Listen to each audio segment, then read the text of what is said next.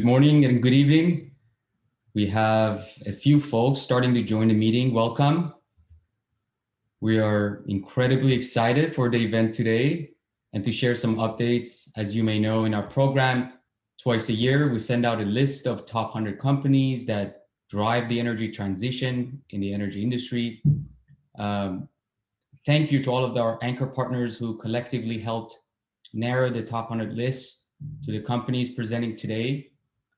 Thank you, Jason and Lisa at Dominion Energy, John and Sebastian and the team at Edison International, Roy, Brandon, Rashi at Worley, Andrea and Juan at Ecopetrol. Today, when you speak with our startups in the networking session, you can vote again. We'll aggregate your votes to be selected in the cohort. Now, to our guests who may be viewing our selection process for the first time, I wish you were able to hold this meeting in person, like always, but rest assured we'll incorporate that to an extent it makes sense when it's a safer environment for everyone. This is the fourth year in a row we have this event since our batch one in 2017. We've accelerated over 130 startups, nearly 30 corporations in the energy industry value chain join Plug and Play. We hope that you can also join our community to not only help the startups succeed, but also play a role in sustainability and innovation. As you may know, Plug and Play invested in 162 startups in 2020 across all technology focus areas and had major fundraising events in our portfolio, including 12 exits. We are super grateful for the recognition this week by our friends at Climate 50 in a category that represents our passion and commitment to reducing the global carbon emissions and fighting climate change. Now, we all know how different stakeholders need to work together to embrace change and drive carbon neutrality, from government entities to policymakers and regulators and financiers. But really one of the objectives that brings us together here is to work on breakthrough science and technologies in the startup ecosystem that may be industry standards in the next 5 to 10 years. So the short-term goal of our energy and climate program is to select the startups which you like to pursue a pilot project or proof of concept with in the next 2 to 3 months. We'll be announcing these partnerships in our summer summit in June, which includes our mobility, real estate, and IoT divisions as well. Please mark your calendar now, and our team will make sure you get the details when ready. Lastly, on the agenda, some housekeeping items before I turn it into my colleague Alberto in our ventures team to moderate the startup presentations today, which we're super excited about. So we hope that you have the latest updated version of your browser and you're using your desktop or your laptop. And if you have any trouble, you could chat with us in the help desk chat box. On the top left, you can turn your camera and mic on. On the bottom left, you can change the floor in the networking part. In the bottom, you see the chat box where you can chat with us. On the top, you can select which startup you want to have a chat with. You can find your table. And on the top right, please click on your profile picture, edit it, put your full name in there, your company, and drop in your LinkedIn page so we can network effectively afterwards. Anyways, without further ado, I will turn it over to my colleague Alberto, and I look forward to speaking with you during the networking part. Thank you. Alberto, over to you. Thanks for the intro, Wade, and great presentation. Good morning or good evening, everyone. For those of you who are joining from other parts of the world, we thank you all for joining today. It's a pleasure to be here. My name is Alberto, and I'm based in Europe, and I work with Noreen and Milad on the Energy Ventures team, helping clean tech entrepreneurs build the companies of tomorrow. The energy program this year will be heavily tied to the green transition, and as such, the majority of the startups presenting today all share some common ground around this topic. So we're dividing the startup pitches mainly into two sections. The first one will focus around the future of energy. So this section will mainly be targeting things like hydrogen production, clean fuels, decarbonization, and GHG monitoring. Then we'll focus more for the final section of the future of energy in things like long-term energy storage, batteries, EVs, and novel lithium-ion tech. Then we'll have a short 5-minute break, and then we'll continue with the second part of the presentation, which will focus more on digitization and asset management, first touching on all things utility related, and then moving on to more generic use cases. With that, let's get started. So our first company kicking off the event is Planetary Hydrogen, which is a Canadian-based startup that has developed a patented solution or electrolysis process using salt water to produce hydrogen and capture CO2. Presenting will be its CEO, Mike Kelland. Hi there. My name is Mike Kelland, and I'm the CEO of Planetary Hydrogen. At Planetary Hydrogen, we believe that we've created this climate crisis together, and the only way that we're going to fix it is to come together and fix it together. We make the greenest fuel on Earth. How do we do that? Well, we start with hydrogen. And hydrogen has an established market. It's $150 billion today, split roughly 50-50 between oil refining and fertilizer production. But it's primed for massive growth, growing 7 to 10 times by 2050, and even doubling by 2030. And in the process, displacing fossil fuels in all kinds of different parts of our economy. With current carbon credits, we can provide hydrogen to the world at a fraction of the current market rate. How do we do that? Well, we take traditional green hydrogen production, otherwise known as electrolysis, and we add our special ingredient, which is a mineral. Once we do that, we produce both hydrogen and hydroxide out of the process. This hydroxide stuff allows us to capture and store carbon directly out of the air, transforming it into an antacid for the ocean, and in the process, locking away that CO2 for hundreds of thousands of years. The result, carbon negative hydrogen. And that can be used for everything from clean transportation to refining low or even negative carbon hydrocarbons. So imagine aviation fuel that actually takes carbon out of the air as you fly the plane. Our team is really experienced. We've got our CTO, Greg, who's got 40 years in the global geochemistry cycle and has been working on this process for 13 years. He's supported by a team of scientists and engineers skilled in the things that they want to do. And we've got many high quality advisors from the energy space, working with us to make this process a reality at high scales. We were founded in 2019, and so far we've raised about $4.2 million Canadian. We sold all of our carbon from our upcoming pilot plant to Shopify, and we're partnering with Heritage Gas in order to offload our hydrogen. The pilot plant should be operational by 2022 and will produce about 50 kilograms of hydrogen a day and take almost 2 tons of CO2 out of the atmosphere and store it in ocean chemistry each day.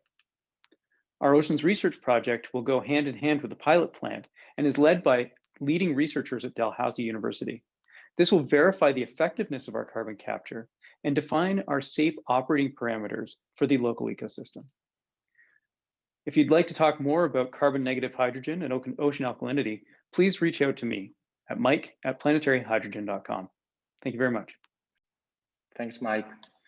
Perfect. So the next company is also on a mission to produce green hydrogen, but instead of using salt water, Electroactive is using local and municipal food waste to produce this hydrogen. Presenting will have its CEO, Abhijit. Good afternoon. I'm Abhijit Borole, President and co-founder of Electroactive Technologies, where we aspire for a cleaner, brighter future, turning organic waste into renewable hydrogen. The hydrogen economy is taking flight and is predicted to be a significant contributor to the decarbonization via electrification. The challenges are building the infrastructure for providing hydrogen and production of green hydrogen. Besides transportation, food waste is another contributor to the greenhouse gas emissions, contributing about 6.7% of the inventory. US has 60 million tons of food waste, of which only 10% is diverted from landfills today. Electroactive has a solution which uses electron-generating bacteria to facilitate hydrogen production. These bacteria come from soil where they reduce iron, but we have adapted them to generate electrons and transfer them to the electrode.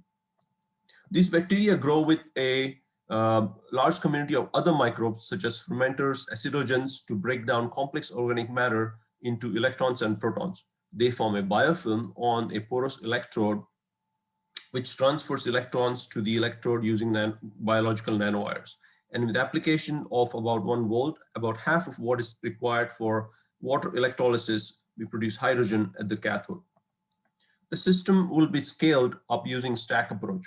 The smaller size of the individual units can de-risk the scale-up process compared to other biological systems.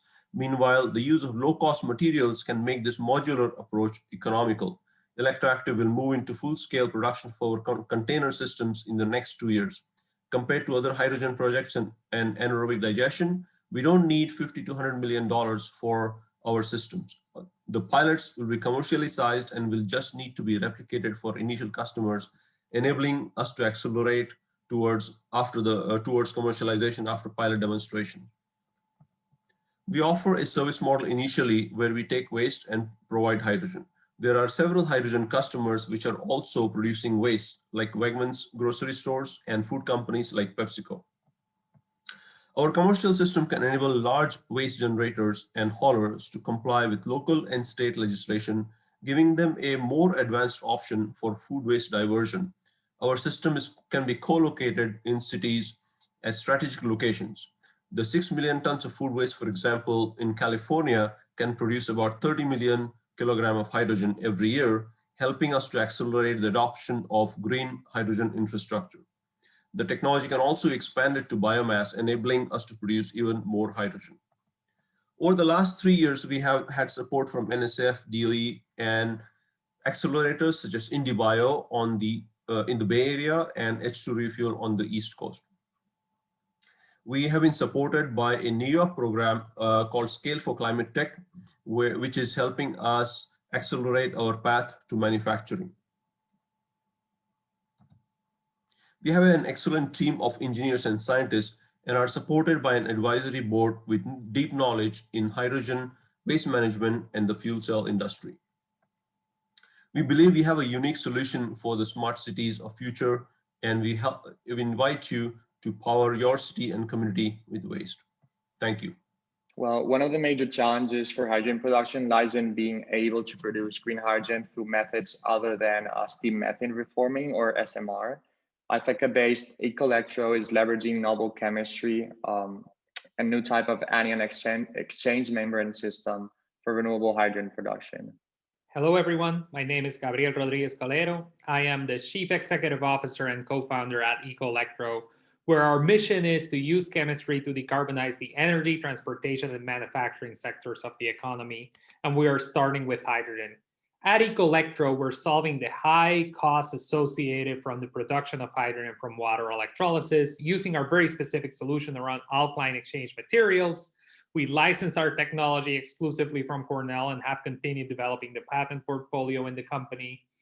Hydrogen is basic to our economy. It's deemed to grow dramatically. And the impact we would have by replacing fossil fuel production of hydrogen to renewable production would be pretty dramatic, or 1.8 gigatons of greenhouse gas emissions.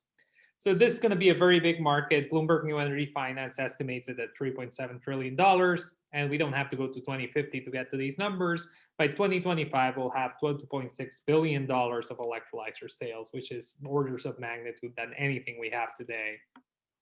And like I said, making it from fossil fuels, you generate 38 kilograms for every 1 kilogram of hydrogen, whereas if you did it renewably, it would be a zero carbon process. Again, we don't generate hydrogen via electrolysis because electrolyzers are expensive. Electrolyzers are simply the machines that take water and renewable energy and convert it into hydrogen and oxygen. And they're expensive because they are built with platinum, iridium, titanium that's typically gold or platinum coated. And at Ecolectro, we solved this issue. We changed the chemistry inside these units and make a true drop-in replacement that allows you to now use common metals instead of precious metals, thus dramatically reducing the cost of the electrolyzer, enabling new markets, decreasing the economic barriers for adoption. Again, at Ecolectro, we use common metals instead of precious metals. We replace expensive machine titanium parts for stamped stainless steel parts. We use hydrocarbon membranes, which are more environmentally friendly. And we retain a lot of the same design elements its current electrolyzer designs, providing an ultra low path to very low capital expenditure. And what you see is that when this technology is deployed at scale, the largest cost components are actually these catalysts and this porous transport layer and plates. And those are the areas that Ecolectro's technology impacts the most. The team making this happen is myself as CEO. I'm joined by my wonderful co-founder, Christina Hugar, who's an inventor on this technology and leads the technical development in our labs. We're also joined by Chris Semino, who has significant experience in bringing lab innovations to market. We have a board with finance, venture capital expertise, scientific advisors who help out in electrochemistry and polymer chemistry, and commercialization advisors helping us commercialize our technology further. We've been moderately successful at securing R&D grants that have allowed us to start supplying materials to customers, and we've raised around $1.5 million in convertible debt. We're based in Ithaca, New York. We have all of the equipment we need to manufacture and make our materials, characterizing, testing them. And with that, thank you so much for your attention. I'd be delighted to engage with you further. Perfect. So it's really interesting to see how many different companies leverage different technologies for hydrogen production. Our next company for today's event is using renewable power at source to produce zero emission clean fuels, and recently raised funds from investors, including the Amazon Pledge Fund and Mitsubishi Heavy Industries. Let's welcome Infinium Energy, previously known as Grey Rock. Hello, my name is Robert Schutzel. I'm CEO of Infinium out of Sacramento, California. Transportation produces a lot of CO2 globally every year. While conversion to battery electric and hydrogen-powered vehicles is occurring, the world will be reliant on liquid fuels for transportation for many years and decades to come. Infinium addresses this problem with our Infinium Electrofuels solution that converts renewable power and CO2 that would otherwise be emitted to the atmosphere into net zero carbon liquid fuels. These liquid fuels, when used in today's infrastructure, help our customers to decarbonize their transportation with jet fuel, marine fuel, and diesel fuel for long-haul transport. These fuels are drop-in net zero carbon fuels, meaning they're direct replacements for today's petroleum-derived fuels that can be used in today's infrastructure. We're proud to announce several weeks ago a new round of investment for Infinium and 5 great investors: Amazon, AP Ventures, Mitsubishi Heavy Industries, Newman Esser Investments, and Grantham's Neglected Climate Opportunities Fund. These investors are working with us on commercial project development and deployment as we scale our electrofuels solution. Infinium's technology solution extends the hydrogen value chain. We cite our projects where low-cost renewable power exists and may have a hard time getting to market. We pair this low-cost renewable power with traditional electrolysis and produce green hydrogen. That green hydrogen is paired with anthropogenic CO2 that would otherwise be emitted to the atmosphere, and these two feedstocks then enter the Infinium proprietary technology. First, we take that CO2 and hydrogen and produce syngas using our CO2 catalyst and our Infinium reactor. Syngas is hydrogen and carbon monoxide, a very well-known and common intermediary that produces a lot of different products. We then move on to a second stage using our GreyCat catalyst and liquid fuel production system that has been used in commercial gas to liquid systems, and that produces our Infinium electrofuels. Infinium's electrofuel systems are sized to match global power to liquids opportunities, ranging from 200 barrels a day up to 5,000 barrels a day.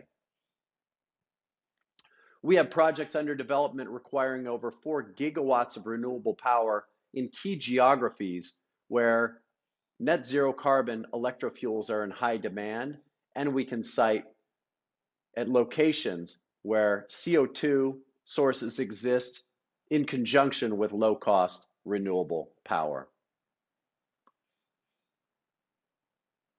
We'd be happy to talk to you about how we might be able to partner if you have low-cost renewable power, CO2 that you'd like to use for beneficial reuse, or if project-level investment might be of interest. Please contact me, Robert Schutzel, CEO of Infinium. I thank you for your time and attention, and I look forward to speaking with you soon. Thanks, Robert. Perfect. So the next company is all about decarbonization. The quest for decarbonization is pushing many players in hard-to-abate sectors to try to decarbonize their existing assets. One company that is helping to do so is Cannon Energy, which uses surplus waste heat from existing large industrial facilities to produce clean energy. Presenting will be CEO Janice Tran. Hi, my name is Janice Tran, and I'm the CEO of Cannon Energy. Did you know that 58% of energy consumed at industrial facilities is emitted as waste heat? Now, this is the issue that we're trying to tackle. Cannon Energy is a clean energy company that transforms industrial waste heat into emission-free baseload power at no cost to the facilities. In fact, we actually pay our facilities to take their heat. Our goal is to create a waste heat to power platform that will unlock a new form of baseload clean power that can complement intermittent renewables like solar and wind and increase energy resiliency. This is how our business model works. In the status quo scenario, an industrial facility, let's call it a refinery, emits waste heat as part of the process. This waste heat is simply vented into the atmosphere and wasted. What Cannon does is it takes that waste heat, runs it through an organic Rankine cycle turbine, which converts the heat into electricity. The tech is off the shelf, so you don't have to worry about it not working. The electricity is then sold back to the host to offset their utility bill, or it's sold to the grid, and the revenue is split between the host and Cannon Energy. What makes us different is our ability to perform end-to-end development and provide financing. Cannon Energy provides the engineering design, construction, and operations so that the industrial facility host can focus on their core competency, which is not usually making electricity. We also provide the financing through our network of project finance funds that are interested in these types of infrastructure projects. We found that by removing the host from the project development process and bringing third-party developers like ourselves and investors into the mix, it has solved many of the barriers that has hindered this sector from taking off, and hopefully will unlock it. This opportunity is pretty big, with the potential to generate over 9.6 gigawatts of power and invest over $24 billion back into the economy. And we're currently working across multiple sectors, including natural gas pipelines and processing, cement, steel, refinery, biomass, and more. So we often get the question, what makes us different from other providers? Because Cannon Energy is laser focused on waste heat to power development, we will provide expertise across all aspects of bringing a project from start to finish. So we not only know the tech side, but we also are experts in energy and carbon markets, policy design, and ESG communications. With Cannon, you're not just getting a piece of tech, you're getting the whole package from start to finish. We've brought together experts from all aspects of waste heat and energy development to do this. I'm a licensed accountant and have a finance background, and I spent the last 4 years working at Generate Capital, a project finance firm in Silicon Valley, where I was an early employee and built the largest biogas portfolio in North America. I'm bringing a lot of what I've learned from the role to Cannon Energy. Our Chief Development Officer brings over 10 years of electricity markets and regulatory experience, having built a big part of the capacity market in Alberta. And finally, our Chief Technology Officer and Director of Engineering have over 12 years of proven experience in design, developing, and constructing ORCs for various applications across North America, with over 50 megawatts and 2 million megawatt hours of electricity production today. This is a snapshot of the projects that the members of their team have built. We are also supported by a prominent group of advisors, which include industry fellows, such as Carl Johansson, former president of TransCanada Pipelines, and Kathy Kofi, president of ARB, a successful family office fund that is focused on sustainable investment. We are excited to join Plug and Play to work with today's most forward-thinking energy and sustainability leaders. We are looking for industrial partners that are interested in turning their waste heat into something valuable, have an emission reduction target that we can help them achieve, and want to reduce their energy costs and improve energy resiliency. Thank you for your time, and we look forward to speaking with you at the networking event shortly. That was Cannon Energy, folks. Great. So decarbonization in oil and gas is no longer driven only by regulatory constraints. Corporations need to go green and make sure they effectively monitor their emissions to make sure they reach their climate goals. Kuva Systems offers cloud-based infrared technology to monitor fugitive emissions and guides operational decision-making to drive action as quickly as possible. Presenting, we'll have Stefan. I'm Stefan Bokemper with Kuva Systems. I'd like to introduce you to continuous monitoring for methane emissions with low-cost IoT cameras. The Kuva solution combines 5 key features. The solution creates color images of invisible gas like methane and VOCs. It does so in a continuous fashion for fast detection of emissions events. These emission events are automatically detected and alarmed by a computer, not by a human. The solution is cloud connected and scalable. It's built on modern web and cloud technologies. And the Kuva solution is a price leader for infrared gas cameras. Kuva combines IoT edge cameras with a cloud solution for analytics and control. The Kuva Cloud integrates with customer clouds for a fully automated workflow. Kuva delivers automatic alarms with a GIF. You can see here on this video an emissions event from an unmitigated tank. The color image shows a leak location. This eliminates the need for an expensive human to go to an unmonitored site for a secondary inspection. Moreover, Kuva provides continuous leak rate quantification for every image. This video shows an installation at an upstream oil site in the Permian Basin in Texas. The camera is the white box on the pole.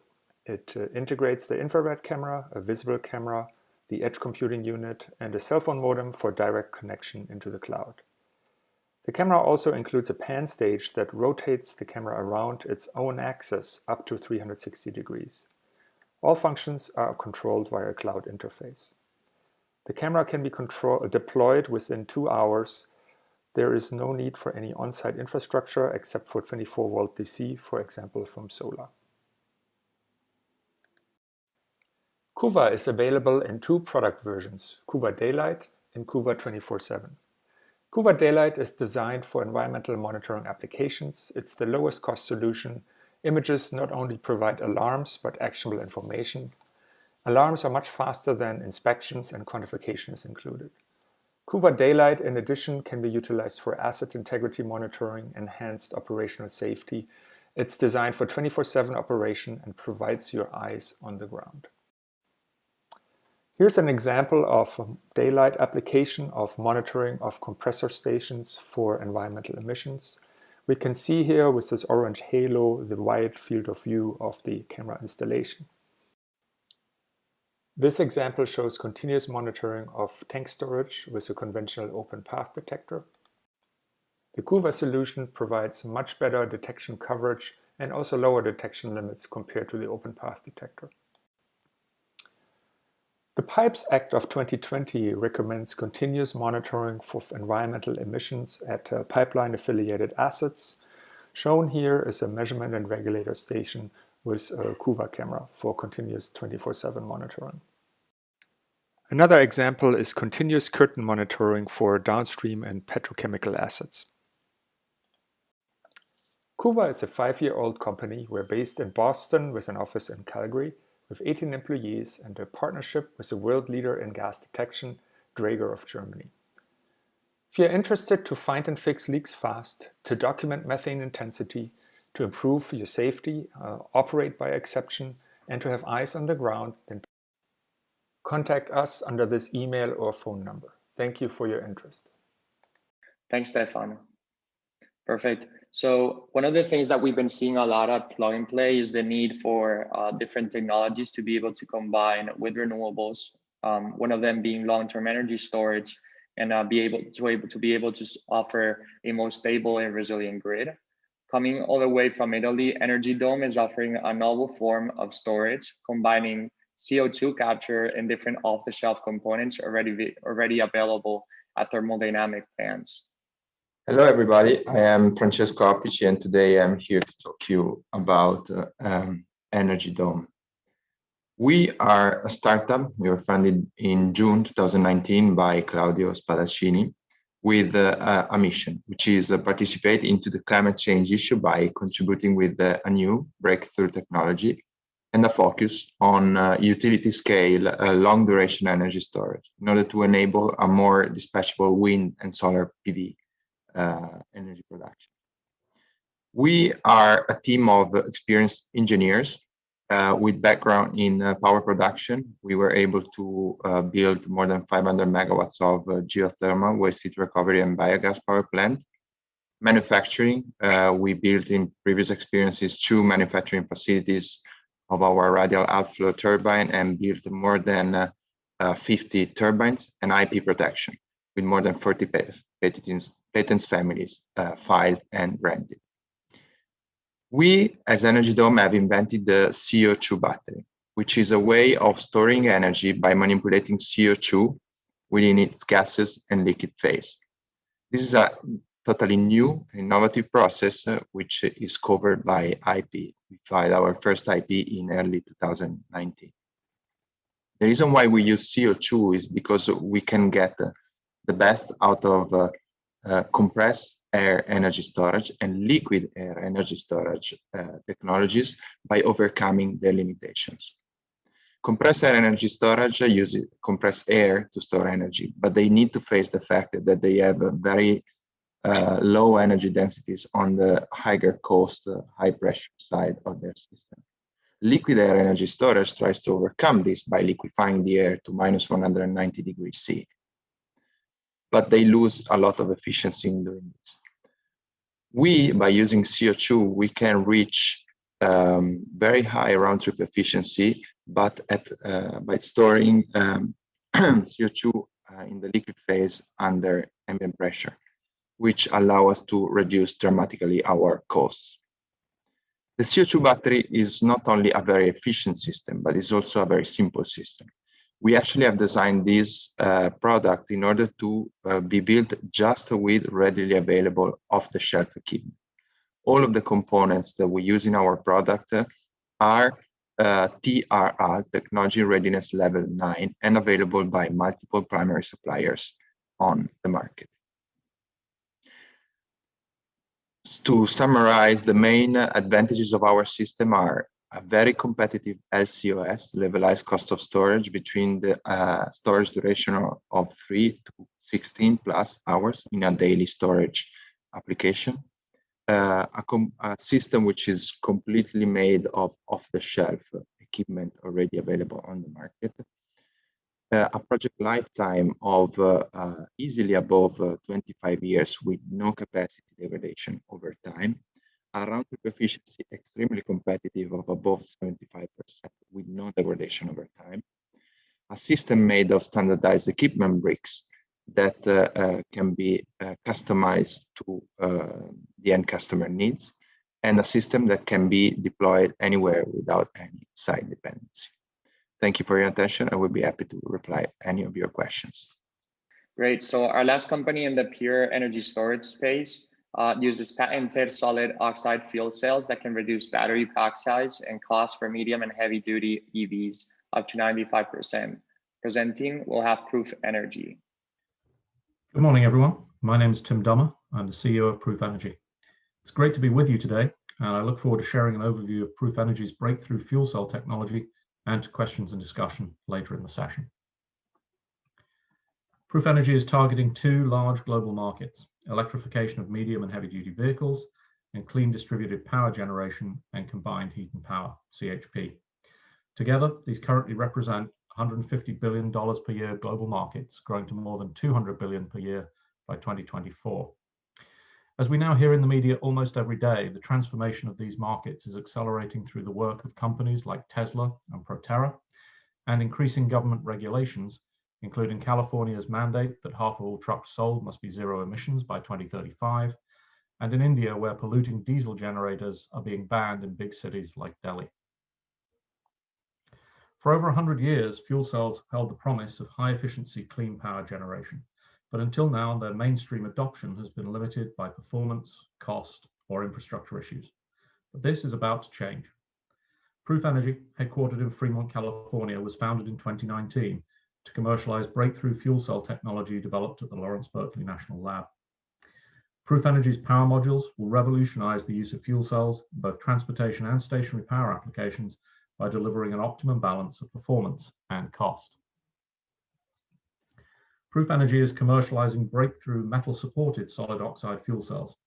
SOFCs are the highest efficiency of all fuel cells, with efficiencies of over 60% for fuel to electricity and over 80% for fuel to energy, electricity plus heat. Our technology also addresses key problems of other fuel cells. In particular, the stainless steel construction is 10x less expensive than ceramic supported cells. Our metal supported cells are strong and vibration tolerant, even impact resistant, and Proof Energy cells can operate using a wide variety of fuels. Even more importantly, Proof Energy power modules are low cost. They're designed around a standard, scalable 50 kilowatt stack module. They use low cost raw materials and simple manufacturing processes, readily available fuels, and existing infrastructure. The bottom line, Proof Energy fuel cells enable up to a 95% reduction in battery capacity and costs for medium and heavy duty EVs, and due to low capital and operating costs, the Proof Energy payback versus diesel is as little as just 2.5 years, a standalone business case even without government subsidies. As mentioned, Proof Energy cells are fuel agnostic. They can use hydrogen fuel as it becomes increasingly available, cost effective, and green. In addition, they can also use other low-cost fuels that are widely available today, like ethanol or methanol, which are hydrogen carrier fuels with significantly higher energy density than compressed hydrogen, making them ideal for transportation and remote locations. We expect the systems and the fuels they use commercially to be tailored to local fuel availability and cost in different geographical regions. For example, ethanol in the US and Brazil, methanol in China. Our preferred fuel is bioethanol, as the crops grown for biofuel production consume more CO2 than is produced by ethanol-powered Proof Energy fuel cells, resulting in a carbon neutral cycle. Here's a high-level view of our commercialization plan. In 2021, we're focused on validating commercial scale fuel cell stacks. In 2022, we'll validate our 50 kilowatt system, including our first partner application demos. In addition, I'm pleased to confirm that our 2020 Series A funding round was oversubscribed, including investment from Plug and Play Ventures. Our leadership team has a unique and powerful mix of experience in business and technology, Fortune 100 companies and startups, stationary power and transportation applications. And we've co-located our technology center with our first strategic partner in Fremont, California. We're continuing to expand our network of strategic partners. Thanks for your time today. Please join us on our journey to replace diesel engines and eliminate up to 10% of global greenhouse gas emissions. I look forward to questions and following up with you after today's event. Thanks, Tim. Perfect.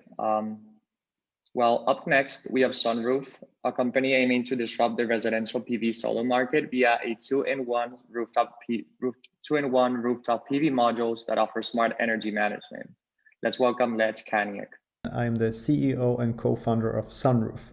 We are doing building integrated solar roofs, but since the roofs are producing more energy than a house usually needs, then it's a perfect way to build a virtual power plant with each roof. The company was started by my brother. He's a construction engineer, and this was a side project for him since 2013 until I invested 2018. I rearranged the company and also started to assemble a new co-founders team that could take this company to a different level and also expand internationally. So the team is now a team of people with multiple successful exits, with a track record of growing companies really, really fast, and also working for companies like Rocket Internet, Tesla, Google, and other very big companies. We have experience in growing companies fast, not only in Europe, but also in Africa and internationally.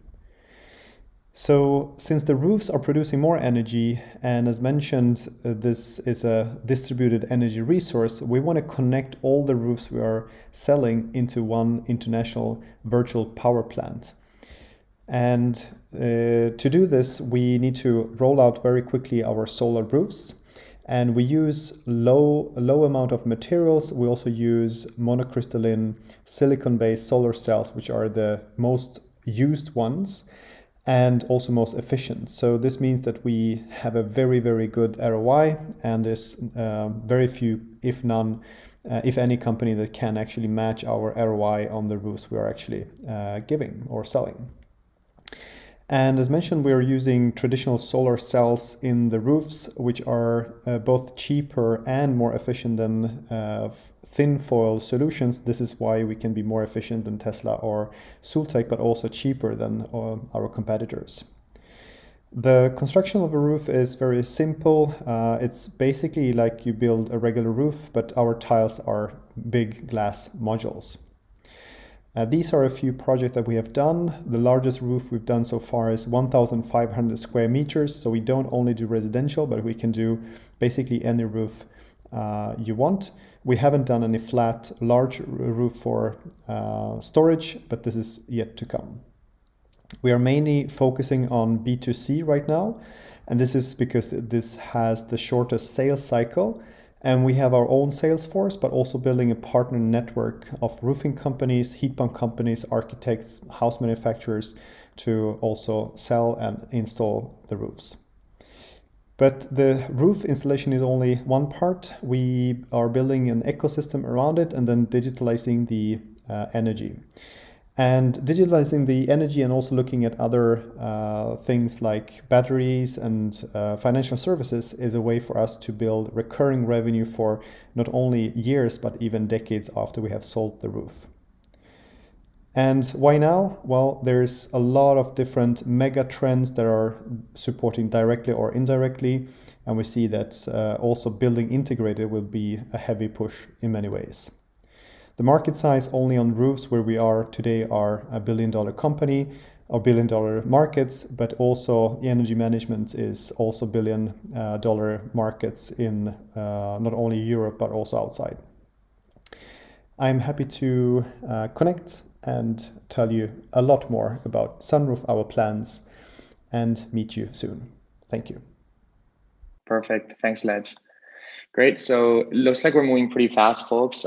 Actually, the next roster of companies are helping to accelerate the adoption of EVs. First up, we have Empower, which is developing fast charge lithium-ion batteries. Hello, my name is Annette Finsterbush, and I'm the CEO of Empower, a lithium-ion battery company based in Phoenix, Arizona. Lithium-ion batteries have a fundamental flaw, and that's the inherent trade-off between energy density or range and power or fast charge and fast discharge. Driving up the energy density over the last 20 years to meet the needs of range for the electric vehicle industry has only exacerbated this problem. And Empower is focused on solving this trade-off between energy and power, and we're doing so by applying multi-layer electrode architectures. As you can see, there are two cross sections on this slide. They are chemically identical and they're both anode. On the left, you have one built in the traditional way, which is homogeneous from the current collector out. And on the right, of course, with the Empower, you can see the stratification between these two layers. And it's this engineered heterogeneity that reduces internal resistance and impedance to improve significantly mass transport through the cell. It unlocks 3 times faster charging, 70% higher power, extends cycle life, and we can do this at cost parity with traditional cells. So if we graph our cells against the world's leaders, the black is a Panasonic energy dense cell, and the red is a Samsung power cell. You can see that the Empower cell is in the energy density range of the BEV class, but it has the characteristics of a power cell. So we've effectively solved that trade-off. What would be most important here? This is our manufacturing facility in Phoenix, Arizona, where we can go from powders to test in about 3 weeks. is that we only change one step, and that's the electrode coating step. So we can show you that we can make these cells at cost parity with the best cells in the world. We don't change the throughput. We don't increase or problems to yield. And what's most important is we don't define the material set. Our customers do. This is a huge market and it's growing exponentially. It's anticipated to be at over $120 billion by the end of the decade. And you can see on the right-hand side that we're first targeting the automotive sector, energy storage, and defense applications. But the fact is, we are a platform technology which enhances lithium-ion batteries for all applications. So we really anticipate that as we go out, this will become a de facto standard in battery manufacturing. So to protect ourselves for that, we've amassed an incredible patent portfolio with global coverage. We have 10 patent families with multiple patents inside, and then 7 of those have already been issued.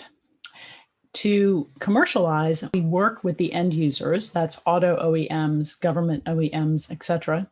And we develop the technology, validate the technology, and then we work together with battery manufacturers to license the technology for scaling. They actually own the $300 billion in installed manufacturing base around the world. So it's important that they are our partners. We have a 20-person strong team and growing, and I'm really proud to say that it really is a world-class team, from really young creative engineers mixed with industry veterans like Dee Strand, Terry Copeland, myself, Sherry Van Loo. So that's who we are. We're Empower. We're building better lithium-ion batteries, low cost, fast charge for the automotive and energy storage sectors. We're seeking $15 million, and we're also seeking industry partnerships that can help us commercialize. Thank you so much for your time. Thanks, Annette. So one of the major issues with EVs is reducing range anxiety and offering a one-size-fits-all charging solution for clients. SignWatt aims to disrupt this space exactly by enabling this through their power electronics technology. Let's welcome Shiva. Hi, I'm here looking at the energy of today. Let's work together for the sustainability of tomorrow and for the energy of the future. Come visit us at signwatts.com. I grew up in India and I remember load shadings and with very painful memories. I remember how I used to study with lanterns and food getting spoiled in our tiny little refrigerator, how my mother would have to have the difficulty to take care of the 3 of us, and primarily it was my brother and sister because they were so much younger than me. And we didn't have internet in those days. We didn't even have a cell phone. I mean, they didn't even exist. The world is very different today. If anything, we are ever more dependent on electricity. Electricity is oxygen for our modern society. And when I read about these rolling blackouts, it brings back the pain thinking of the marginalized communities among us. I mean, even now, I choke up talking about that. We need electricity 24/7. So our first core architecture patent is titled Systems and Methods for Solar Photovoltaic Power Collection and Conversion. What it does is it's a disruptive power conversion architecture developed for high density power hardware implementation, along with significant cost reduction and simplification of the manufacturing process. It also simplifies typically all the installation process associated with solar photovoltaics and many other applications into energy storage, electric vehicles. It was invented in 2011. It was filed in 2011 and then issued in 2016 by the US PTO, and we have coverage in 4 different jurisdictions throughout the world. For more information, please visit signwatts.com. This is a standard DC fast charging unit. With the Signverse technology, we can pack in far more power into the vehicle than what you're seeing here today. These units cost tens to thousands, $100,000 US. With the vehicle built in with this infrastructure, we have fast charging already built into the vehicle at a disruptive pricing. We are the lowest cost platform and the lowest cost vehicle platform that can be brought to market. Primarily because of the integration of many different components that you and I have discussed before, that is necessary for the infrastructure to support sustainable electrification. So that's number one. So the vehicle cost goes down, the infrastructure cost is almost eliminated to a great extent. And with respect to, from the EV owner's perspective, they get a recurring income. With million-mile batteries on the horizon, there is simply no excuse, and especially when vehicles can go for 500 miles. There's just simply no excuse not to innovate and deploy V2G and bring the dematerialization into the vehicle. We view it, and we are humble about this, that we have the opportunity to make a transformational change for more than 1 billion human beings, and there is no greater purpose for an entity or a group of people to be able to make this happen. Yeah. And we want everybody's help to make this happen. Thanks for giving us this opportunity to present our vision to you. Hi, I'm Shiva Bhaume. Please join us. Together we'll be driving energy forward.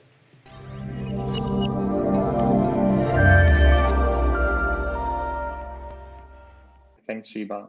The next company aims to disrupt and to lower the installation and operating cost of EVs and charging infrastructure, while also attacking other grid edge problems with purpose-designed energy storage systems and software. Let's welcome Veloci Energy and Jeff. Hi, this is Jeff Wolf, CEO of Veloci Energy. We are enabling the electrification of transportation. Myself and my 3 co-founders, Mark Yates, Chief Operating Officer, Randy Palumbi, Chief Sales Officer, and Mike Schenk, VP of Product and Engineering, have created exponential growth in new industries with new products. Our decades of leadership span battery energy storage, EV charging, high power electronics design, manufacturing scale, electricity markets, and solar.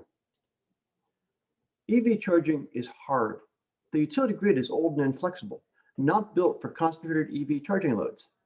Installing EV chargers is complex and expensive, and usually results in high operating costs.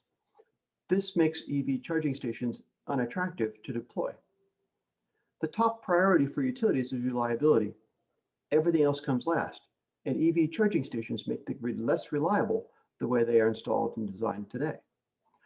Veloci makes it easier. We better utilize the existing utility infrastructure. Our proprietary solutions transform the grid edge, making it easy to install EV charging.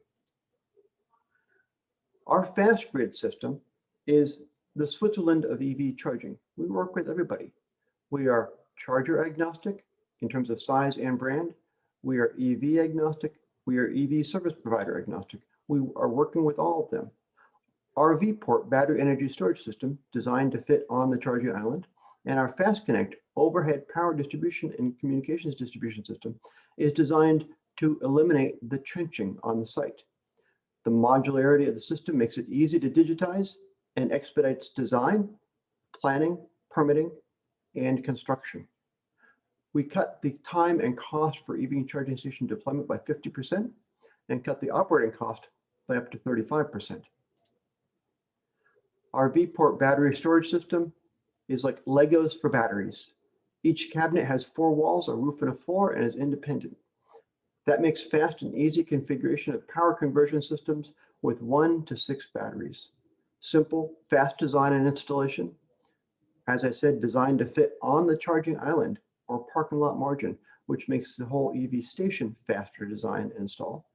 It's designed to meet the latest battery energy storage system codes, has the smallest footprint per kilowatt hour, and we have IP protecting our differentiation. The markets we're serving in the EV charging space in North America alone result in close to $1 billion of serviceable market by 2030. We have additional markets in North America and Europe that result in multiples of that value. We are selling through channel partnerships, and as the Switzerland of EV charging, we're pretty much working with everybody, all the major OEMs of EV charging, all the major service providers for EV charging, and selected EV OEMs. We are working to fundraise now for Series A to accelerate our growth. We will have a $10 million weighted sales pipeline with some POs. We'll have our VPort battery energy storage system through UL certification tests, and we'll have our first patents filed by April of 2021, this year. That will let us grow our business to be a over $250 million business within 5 years. That's the velocity that we can deliver. This is the velocity that EV charging needs to succeed. Thank you very much. Thanks, Jeff. Wonderful. So our last company before this short break is EV Energy, which provides utilities with managed EV charging services. Hi everyone, I'm Nick and I'm the CEO of EV Energy. EV Energy is a software platform to manage electric vehicle charging and deliver simpler, greener and cheaper charging anywhere in the world. Everyone is excited about electric vehicles. The electric vehicle market is growing at 30 to 50% per annum in every global market. And by 2030, there will be 250 million electric vehicles on the road globally. But the most challenging thing about owning an electric vehicle is charging. Customers ask us, how do I charge my car at home? Which tariff is greenest and cheapest? How much will it cost? And how do I charge on a long road trip? And managing charging is also painful for utilities. Over 80% of charging will happen at home, and everyone comes home and plugs in their car straight away during the early evening peak in electricity demand. This is bad for 3 key reasons. Firstly, peak charging is bad for the environment. Secondly, peak charging is expensive. And thirdly, peak charging is complex for energy networks to manage. At EV Energy, our vision is to make electric vehicle charging greener by aligning it with the availability of renewable energy on the grid, cheaper by taking advantage of the best electricity rates and selling services to the grid, and fundamentally simpler. Our users come home, plug in, and EV Energy handles the rest. Our solution has 3 parts. Firstly, a software platform connects to energy utilities and networks anywhere in the world. This enables our partners to control and manage charging against any number of requirements. Secondly, we integrate with multiple cars and chargers. Through our APIs, we can control charging and make it happen at the cheapest and greenest times. And lastly, we have a highly rated app that's loved by our growing user base of 16,000 users. We recognize that smart charging needs to be simple to become mainstream. Our solution has been designed to be fit and forget. For example, Graham Cooper, the director of EVs at National Grid, uses our app every single day, but rarely opens it as he trusts it to control his charging day in and day out. We also have high levels of engagement with 80% of our users enabling smart charging. Our app can be fully white labeled too, and we can deploy a branded solution in a matter of weeks. Our core focus is on home charging, where 80 to 90% of charging happens. But by using our product, you can deliver a service that covers all the touch points of the EV consumer, wherever they charge. Our SaaS solution includes everything needed for a full mobility proposition, including a fully customized user interface, integrations to vehicles, chargers, plus solar and home batteries, and interfaces with rapid charging networks and energy markets. To get to EV owners, we distribute our software in 2 key ways. Firstly, we offer the EV Energy branded software direct to end customers through partnerships with charger manufacturers. And secondly, we license our software to utilities and vehicle OEMs to help them build and deliver beautiful and engaging white labeled energy propositions. We are different to the competition in 4 key ways. Unlike charging hardware, we are software only, which means our solution can be rapidly deployed globally and isn't locked to any one hardware vendor. Unlike other charging services, our focus is on the home, where more than 80% of charging will happen. Our solution is also valued by users, and we put a big emphasis on delivering a simple end user experience. And finally, we're aligned to utilities, making us the ideal local partner for an energy company and the ideal global partner for a car OEM seeking to navigate the complex world of energy. Over the past 2.5 years, we've grown from a technology proof of concept to serving 16,000 users and 16 energy companies and winning numerous awards. For example, our software is being used by Silicon Valley Clean Energy in California right now. SVCE deployed our white labeled app to offer greener energy to their customers. And as a result, we've made charging 50% cheaper and greener. And in the UK, Igloo Energy launched the UK's first smart charging tariff. Customers get free charging if they enable smart charging powered by EV energy. And as a result, we've saved customers and Igloo money off their energy bill. So if you share our mission to deliver greener, cheaper, and simpler electric vehicle charging to your customers, we'd love to discuss a pilot. Thank you for your time, and I'd welcome any questions. Thanks, Nick. Perfect. So it looks like we're looking at our first short break. So right now we're going to have a 5-minute break. Feel free to use the bathroom or enter the breakout rooms to chat with some of the founders. If not, please do not worry. You'll have a longer session at the end where you can discuss and chat with all the founders during a longer networking session. With that, let's move on to the break.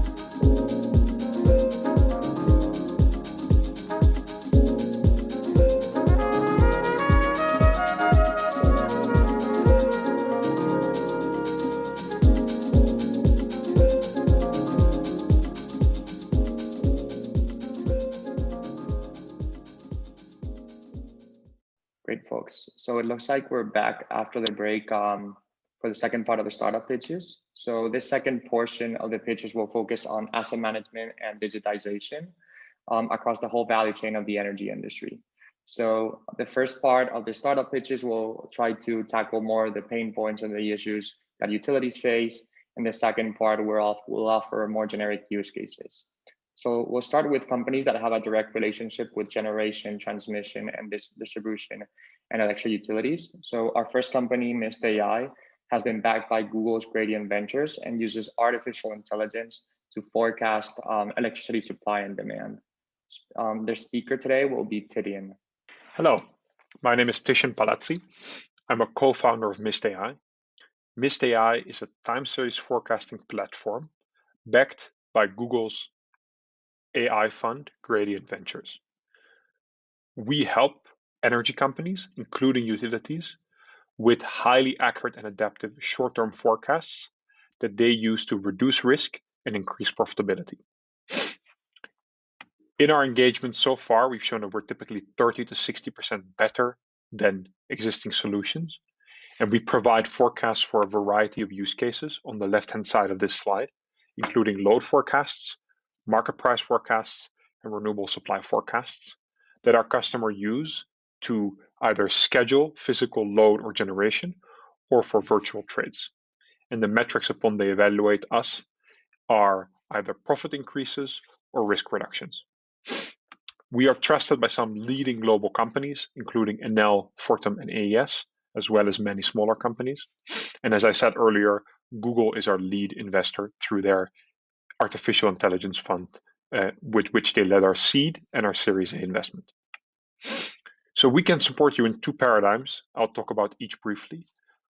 In the forecast as a service paradigm, our data science team creates forecasting models that we serve to you through APIs and dashboards, so your trading team or your markets team can use them in daily operations, and you pay us a monthly fee. The forecast platform paradigm is one in which your own data science team develops models so you maintain ownership over the intellectual property, and Mist provides the tool, the platform, to make it much quicker for your data science team to deploy those models. I'll talk about each of these very briefly. For the forecast as a service paradigm, here's one example of how we're creating value for a customer. This is a load serving entity in California. It's a community choice agency with about 300,000 customers. We provide them with a load forecast for the next 7 days at hourly granularity, which they use in their day ahead market bidding. And by reducing the forecast error by about 60% to a 2% day ahead MAPE, we are reducing their total costs by about 0.7%, which leads to an EBITDA increase of 3%. Especially important is that for this customer, during extreme events like a recent heat wave in California, we reduced the load forecast error by 70%. So in this chart, the purple line is actual load, the blue line was their original forecast, and the green line is Mist's forecast. You can see that we are much closer to the actual load than they were. The other paradigm in which we can support you is our forecast platform. So this is meant for those companies that have an in-house data science team and want to maintain control over their analytics. In that world, we can give your data scientists a tool in which they can very easily develop their own models, which you see here on the right-hand side, in code or in a UI, and then deploy those models so that your trading team or your supply team can use the forecasts here in green for wholesale market operations. What this allows is that you can leverage all kinds of third-party data sources like weather forecasts, as well as third-party models, such as recent open source AI models, store it in databases of your design, your own, ours, or others, and then use those forecasts in your own systems. So this is really meant, the forecast platform, for those companies that have in-house data science teams. In both cases, both the platform and the forecast as a service, we typically save our clients millions of dollars a year and reduce risk by 50 to 70%. So we look forward to exploring how we might help your teams with load forecasting, renewable supply forecasting, or price forecasting through pilots or through direct service contracts. Google is behind us. We hope that you will join us too. Thank you. Great. Thanks, Gideon. Our next company, Estonian-based Fusebox, is building virtual power plants layers for global energy flexibility. Let's welcome Tarvo. So, hi everybody. My name is Tarvo, and I'm the CEO and founder of Fusebox. And Fusebox is a category-defining company in the field of energy. Our task is to help electricity systems to avoid blackouts. And the biggest task basically from transmission system operators or in the electricity system is to keep the frequency in the right level. It's a 50 hertz usually. And it is basically like in the human body, the blood pressure.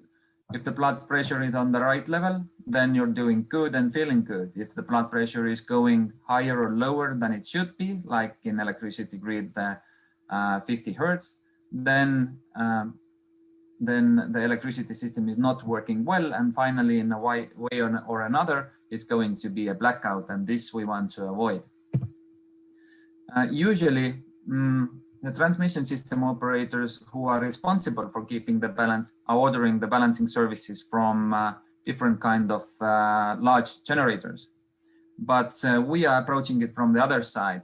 We are using the flexibility in electricity consumption and in small electricity generation to provide this flexibility to the transmission system operators. We can use different kind of loads for that. Usually if you have pumping, heating, ventilation, cooling, grindering, whatever, then we can use the flexibility of those and we can earn those clients money for that. And we are working together with large utilities, offering them services.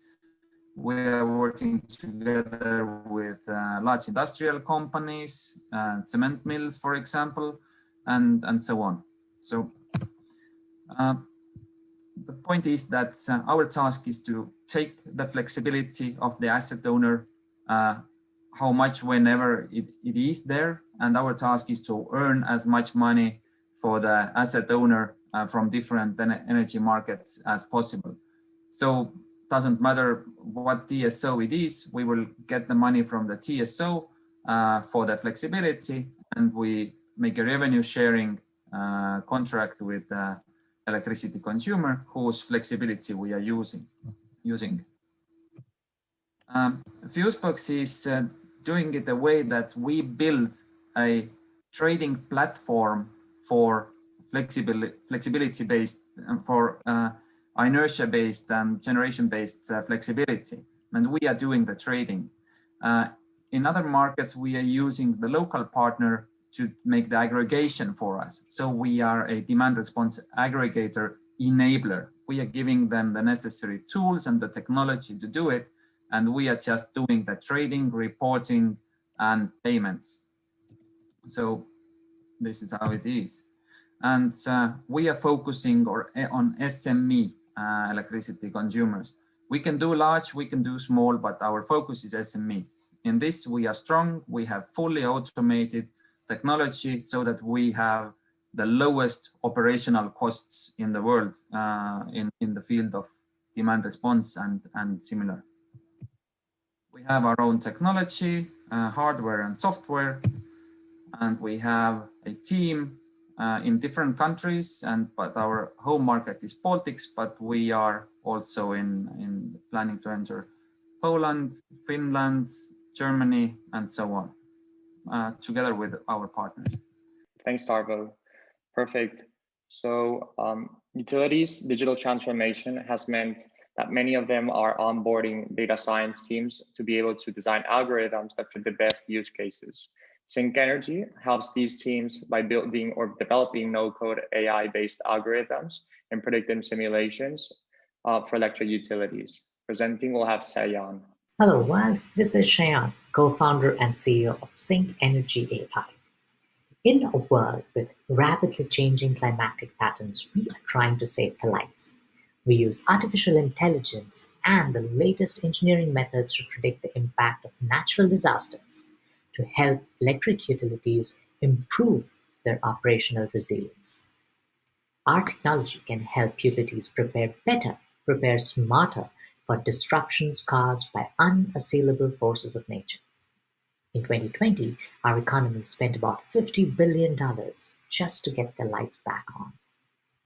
These are big trillion-dollar problems, impacting hundreds of millions of people in the US alone. To solve a problem of this scale, we use artificial intelligence and spatial analytics. We were selected to be partners with NVIDIA, who power the GPUs where our machine learning algorithm runs. We were also selected to be partners with Esri, the world's most popular spatial analytics platform, and is also a marketplace for our technology. Both co-founders, including myself, have had careers in the energy industry. Robert Capera, my co-founder, and I met during our PhD program and began working on this project 7 years ago. We are backed by Techstars. Through Techstars, we landed a pilot project with the Alabama Power Company, serving 1.6 million customers in Alabama. In our area of interest, spanning 2 substations, we sourced 15-centimeter satellite imagery upon which we tested our algorithms. In this slide, you clearly see the clarity our 15-centimeter imagery brings to the analytics platform, and it makes a huge difference in our accuracy. In the pilot project, we achieved 96% accuracy in predicting which tree was most likely to be impacted by a future hurricane, Hurricane Zeta to be specific, and which line it would take down. Our satellite imagery analysis revealed some very dangerous trees posed to cause future power outages. The value of identifying at-risk trees has implications for reliability, resilience, customer service, and eventually the utility's bottom line. Our algorithm compares at least 20% better than similar open source algorithms out there. Now, let's have a quick product demo. In this screen, an engineer has to upload a Power Grid model, typically as a SIME file. She can choose an event template, say a future hurricane. Then automatically, Sync creates resilience heat maps and plots on a timescale how the disaster would unleash itself on our overhead utility infrastructure. Based on its forecast, Sync suggests restoration strategies an engineer can adopt for quick action. Also, every section or span of the network is mapped to a probabilistic power outage potential matrix without writing a single line of code or dealing with complex cloud operations. Sync works not only for impending events, but also for synthetic events in the distant future. It will help utilities start thinking about what we can do today to be resilient tomorrow. Our technology, it is predictive power outage analytics, works for both short-term disaster mitigation as well as creating long-term solutions. Sync helps electric utilities push their boundaries on grid resilience and be prepared for a more unpredictable future. Learn more at syncenergyai.com. Thanks, Ayan. Perfect. Awesome. Our next company, Rebase Energy, tackles energy forecast through weather-based API that optimizes renewable energy production. Coming all the way from Sweden, let's welcome Sebastian. Hi, my name is Bastian, and I'm the CEO and co-founder of Rebase Energy. We're empowering tomorrow's energy innovators with data and digital tools. So yesterday's power system looked something like this, quite stable and predictable. And tomorrow's system looks much more like this, much more unpredictable, widely dependent and complex. But it's not only balancing consumption and production on the wholesale level, but we also need to balance on the distribution level and the behind the meter level, prosumer level. We're starting to talk about peer-to-peer trading within energy communities, which also increases complexity. Therefore, it's not enough to optimize the system completely top-down with operators or energy traders on the top of the system, but we also need smart agents that helps optimize the system bottom-up in a distributed or autonomous fashion. So what is a smart agent for the energy system? Well, it's an autonomous entity that collects data, makes forecasts, optimizes, trades, and dispatch distributed energy resources in real time. We can also use smart agents in hindsight to simulate ROI of different hardware or software upgrades of energy systems. At Rebase Energy, we do not build all these smart agents, but we build the building blocks to build these smart agents. We're bringing our data hub and toolkit to the market. In the Rebase Data Hub, we make weather data AI ready by aggregating and harmonizing dispersed, open and proprietary weather data sets into one unified API. In the toolkit, we use this weather data in downstream tasks such as training and prediction algorithms.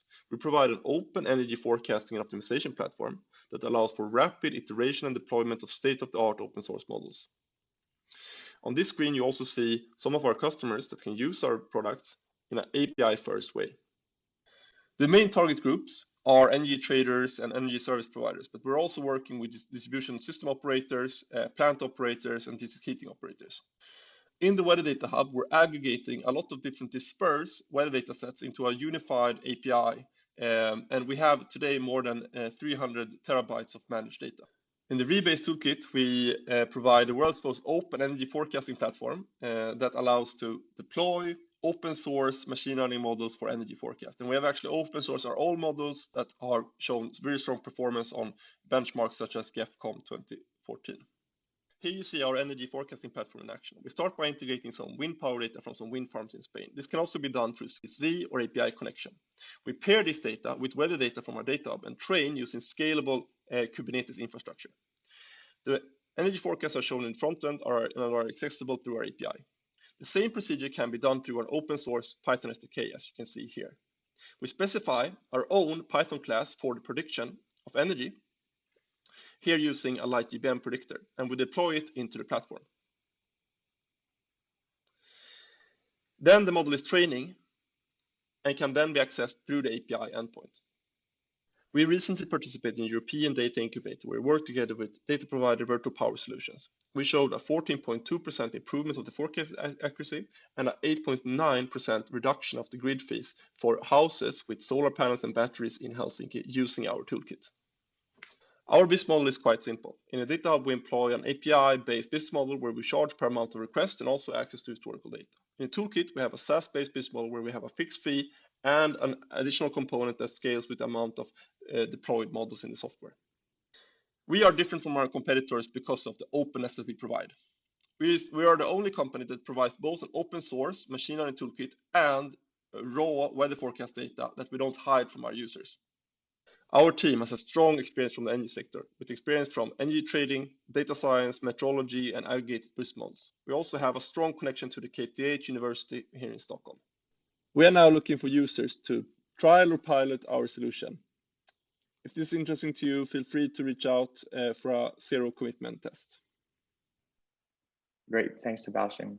So with ESG becoming a major cornerstone or major topic in multinationals of the future, corporations aiming to go green need to some different ways to track where their energy comes from.